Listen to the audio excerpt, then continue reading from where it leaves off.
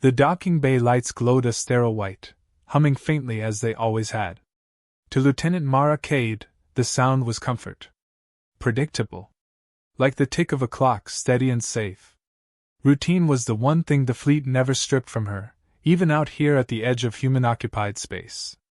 She moved briskly along the catwalk, tablet in hand, checking inventory readouts.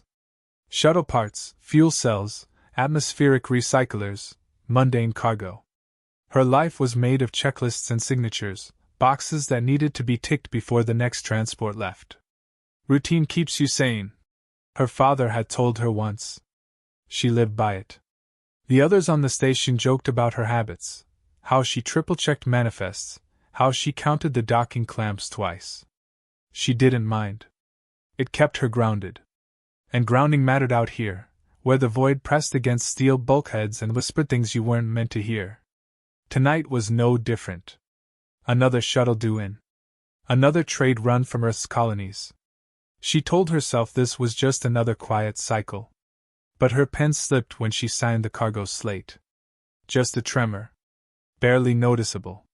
The unease had started small. A few strange glitches in the station's sensors. Ghost readings. Pings of ships that weren't there. The engineers blamed solar interference. But the patterns bothered her. Ships registering at impossible velocities. Cold signatures where heat should be. And then, the dreams. She hadn't told anyone. Who could she tell? That she woke gasping at night, with the taste of smoke in her mouth and the image of black steel blotting out the stars? That every time she blinked in the dark, she saw the silhouette of a warship where no warship should be. They'd call her exhausted. Stressed. And maybe they'd be right. Except... Mara! A voice called, pulling her from the thought. Chief Dockmaster Ivers leaned on the railing below. You're still at it? Shuttle won't be here for another 6 hours. She smiled faintly. You know me. Easier to check it now than scramble later. He gave a grunt of approval. Fair enough. Just don't wear yourself down. When his footsteps faded, silence settled again. Mara turned back to the docking bay. The vast hangar door loomed at the far end like a sealed mouth. It would open soon enough, and a shuttle would glide in. At least, that's what everyone believed. She tried to focus on her tablet, but her eyes strayed again and again to that door. Her heart thudded with a strange rhythm, anticipation and dread woven together. She told herself it was nerves. Still, she couldn't shake the thought, what if it wasn't a shuttle this time? Later, in her quarters, the hum of the ventilation system should have been soothing. Instead it seemed louder than usual, rising and falling like a distant heartbeat. She set her boots neatly by the bunk, folded her jacket, turned out the light. Sleep resisted her. Every time she closed her eyes, she saw it again, the shadow of a ship larger than anything humanity had ever built, its hull blotting out starlight.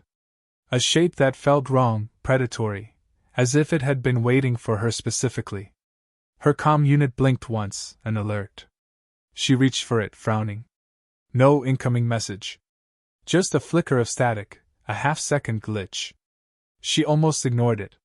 But then she noticed the timestamp. 0300 exactly. That was the same time she'd woken from her last 3 nightmares. Morning came with the buzz of announcements in the hall. The shuttle was still scheduled, no delays. Crew bustled through the mess hall with chatter about new supplies, new gossip. To everyone else, it was just another day. To Mara, the unease deepened. She sipped her coffee, letting the voices blur into background noise, when someone slid into the seat across from her. You look like hell, said Ensign Rhee, her closest thing to a friend here. His grin softened the bluntness. Rough night, she admitted. He lowered his voice. You too? Her hand froze on the cup. What do you mean? He glanced around. Dreams. Strange ones. Ships that don't exist. Waking up like someone shoved ice water down your throat. A chill ran through her. She forced a smile, but it fell brittle. Must be the recycled air. But in her chest, dread coiled tight. She wasn't the only one. Hours crawled by until the docking bay was full of waiting crew. Mechanics checked tools. Officers scanned manifests. Ivers stood with arms crossed, eyes on the massive hangar door. Mara stood among them, outwardly calm, inwardly a storm. The calm crackled. Approach vector confirmed. Shuttle ETA, 3 minutes. Everyone shifted with the easy anticipation of routine. A shuttle. Cargo. Nothing unusual. The hangar door groaned, machinery grinding as massive locks disengaged. Beyond, the black void yawned. Stars glittered like frost. Mara's breath caught. A shadow moved. It was too large. Too fast. Not the sleek curve of a transport shuttle, but something jagged, armored, immense. It slid into view with silent inevitability, blocking out the starlight as her dreams had foretold. Someone whispered, "What the hell is that?" Ivers barked, "That's not our shuttle!" But Mara already knew. Her nightmares hadn't been nightmares at all. They'd been warnings. And now they were here. The object drifted into the bay's gravity well, too massive, too deliberate. The docking clamps groaned in protest, sparks spitting from contact points never designed for something this large. The crew stood frozen, staring. This can't be right," one of the technicians whispered. His voice was so small it barely reached the air. But the ship didn't vanish. It didn't glitch away into static. It hung there, silent, immense, real. Mara's heart pounded so hard she thought it might rupture. The lines, the contours, were exactly as she had seen in her dreams, black steel plated over blacker shadows, jagged edges that weren't human design. It radiated a presence like a predator idly circling its prey. The comms officer shouted into the mic. "Unidentified vessel, you are entering a restricted docking corridor. Identify yourself." Only static answered. Then, faintly, almost imperceptibly, came a sound. Not over comms, not over speakers. A vibration that seeped through the air itself, like distant drums, slow, deliberate, pounding from the belly of the intruder. Ivers barked orders, dragging the crew out of their stupor. "Seal the clamps! Alert command! Nobody panic!" Nobody listened. Panic was already bleeding into their eyes. Hours later, the official explanation arrived from Fleet Command. A communications relay error. The shuttle had been delayed. The massive vessel in their bay? No such ship registered. Yet the thing remained docked outside their sealed doors. Too large to ignore, too silent to explain. The higher-ups dismissed it. Sensor ghosts. A localized magnetic interference pattern. You're all fatigued, logging errors compounded by mass suggestion. Mara wanted to believe them. God, she wanted to. But the dreams clawed at her.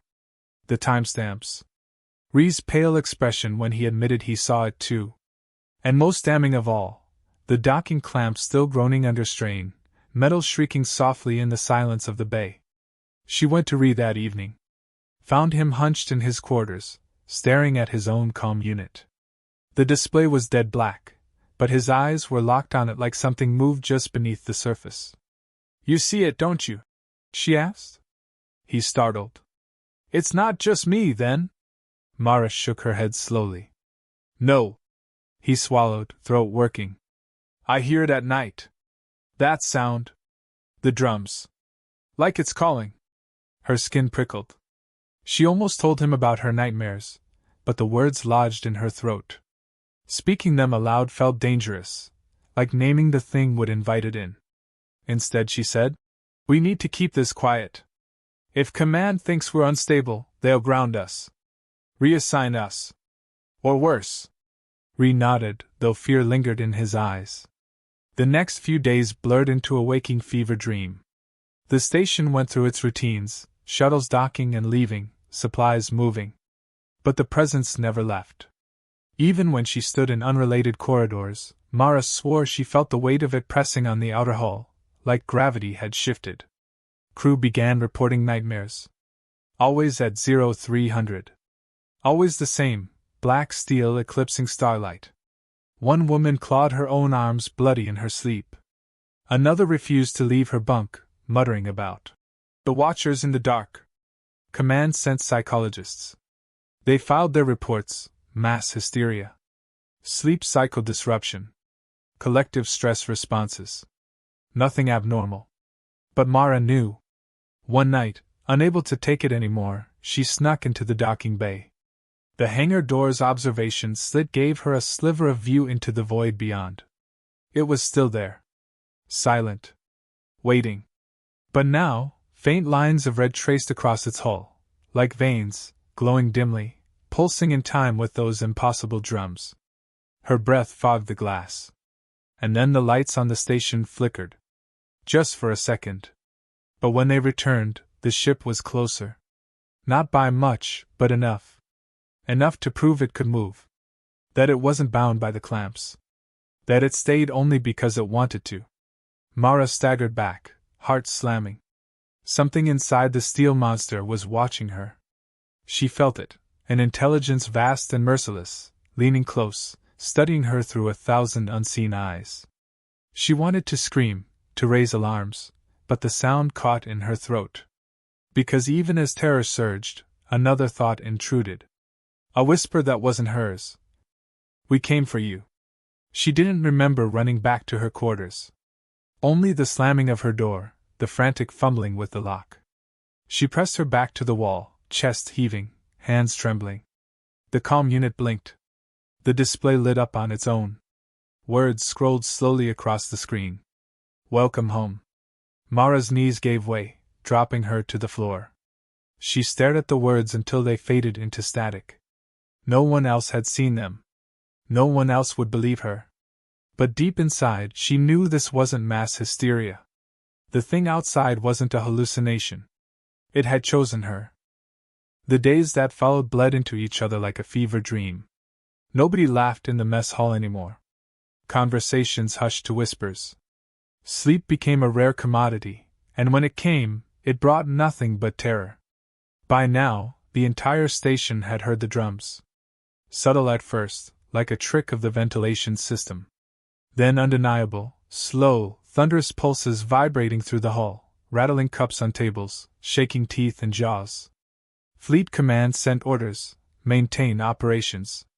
No hostile contacts confirmed.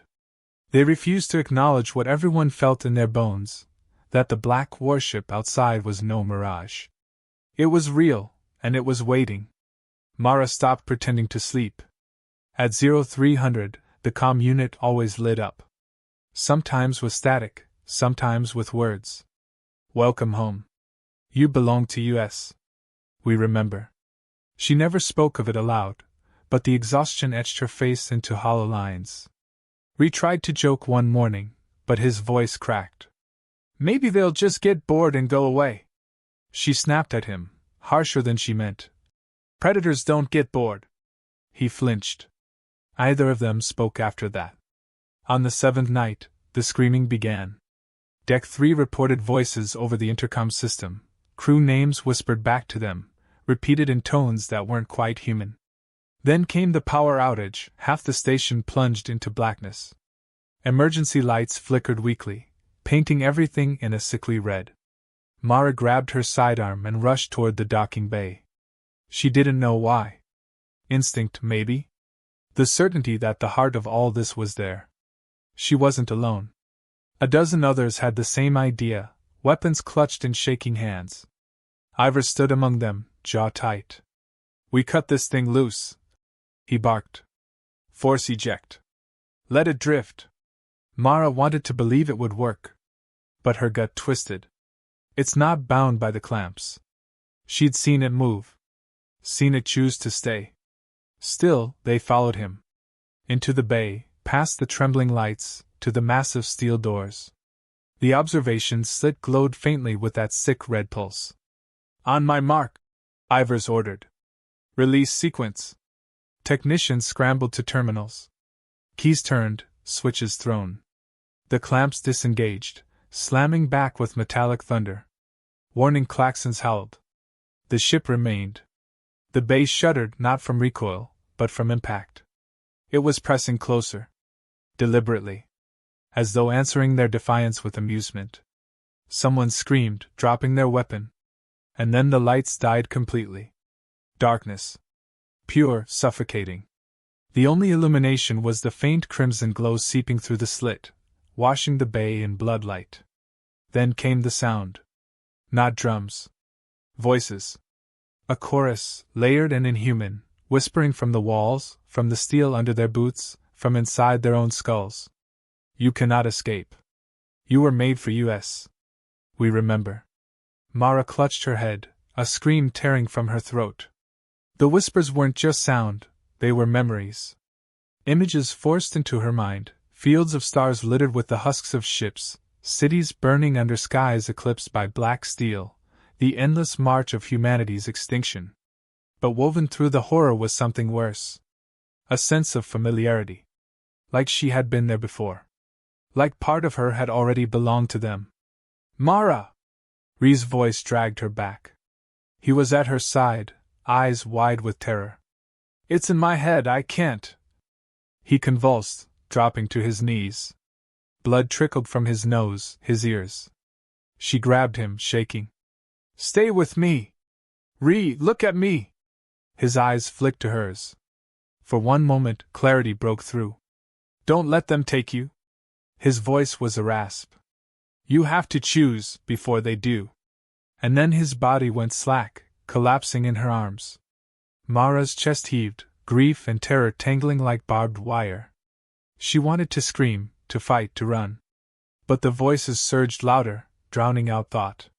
You are ours. We remember. The steel doors groaned. The slit widened. Not mechanically, not by any command. The doors peeled open like the jaws of some immense beast, revealing the ship in full. Its surface writhed with crimson veins, alive, pulsing, a heart of shadow and hunger. And beyond the glow, glimpses of shapes moved along its hull, elongated, skeletal forms pressed against the steel as though straining to crawl free. Crew scattered, firing blindly. Bullets sparked against walls. Nothing touched the thing outside. Mara stumbled forward, her weapon useless in her hand. The voices weren't just calling now, they were demanding. Choose. Fight and be consumed. Or surrender and belong. Her father's words echoed faintly in her mind. Routine keeps you sane. She realized how fragile that routine had been. How much of her life had been spent pretending the void could be catalogued, checked off, controlled. But the void had never been empty. It had been waiting. Something inside her broke then, not with defeat, but with clarity. She raised her weapon not at the ship, but at the control panel. One pull of the trigger, and sparks erupted, systems frying. The bay's atmosphere vented, alarms screaming as air tore past them into the black. The crew cried out, clutching for handholds. The ship outside didn't move. It let the vacuum wash over it like a caress. And Mara felt it smile inside her head. Yes. You remember. The choice wasn't to fight or surrender. The choice was whether she would face what she already was. And deep down, in the marrow of her bones, she knew the truth. She wasn't fighting something alien. She was returning home. The silence after the alarms died was absolute. No screaming.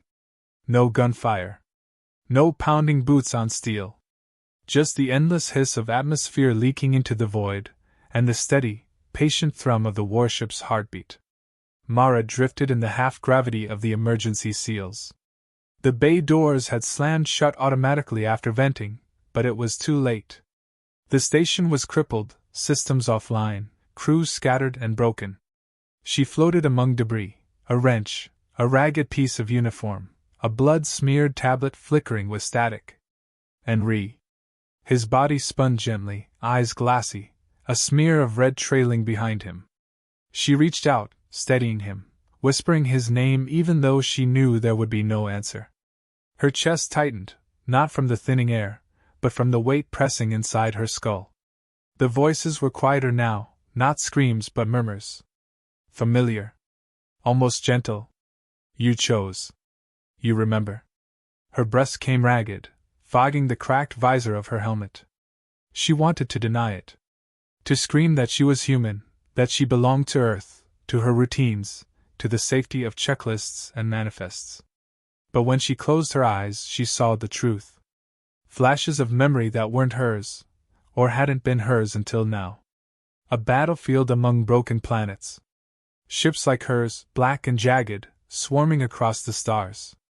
And herself, not as Lieutenant Mara Cade, but as something else, something older. She had commanded one of them once. She had been one of them once. This wasn't invasion. It was reclamation. The survivors gathered in the mess hall. A pitiful dozen where once there had been hundreds. Their faces were pale, eyes hollow, the silence broken only by the distant groan of wounded machinery.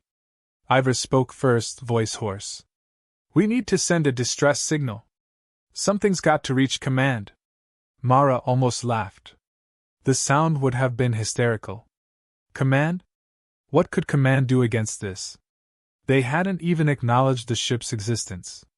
And even if they did, what chance did a fleet of shuttles and escorts have against something that could bleed into their dreams? "They won't come," she said flatly. The room turned to her. Shadows under their eyes, desperation in every stare. "What do you mean?" Mara swallowed. Her throat was raw, her lips cracked. "They don't see it. They won't see it until it's too late. This thing." She gestured toward the hull, toward the black steel pressing close outside. "It chose us because we already belong to it." Ivers slammed a fist on the table. "Don't start with that nonsense. We're still alive. That means we can fight."